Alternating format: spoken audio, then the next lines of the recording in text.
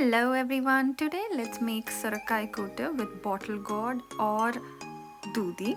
This is the ultimate comfort food, comes together in 15 minutes and is absolutely delicious. So without further ado, let's get cooking. First, take your bottle gourd or doodhi or sorakkai, clean it, peel it, remove the seeds and chop it into pieces and add this into a cooker. Then add about half a cup of moong dal soaked in water just for about 15 minutes. Then add about 1 tomato chopped, 1 onion finely chopped, 2 green chillies.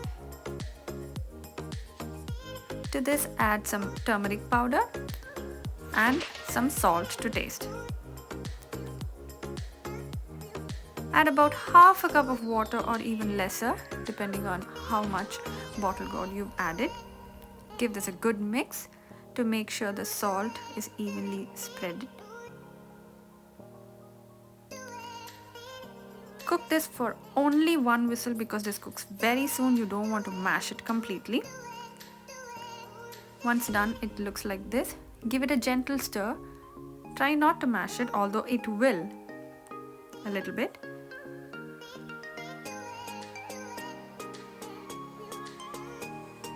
Give this a good mix. Make sure not to add a lot of water while you boil the vegetables along with the dal. Just half a cup of water and it should look like this. Now it's time to prepare the tadka. In a small pan, add some coconut oil. Splutter some mustard seeds. Add some fennel seeds, garlic, dry red chilies and curry leaves. Be careful, I almost burnt myself doing this one.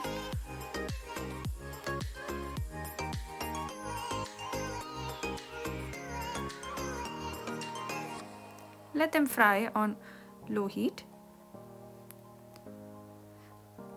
To this add a pinch of asafoetida or hing.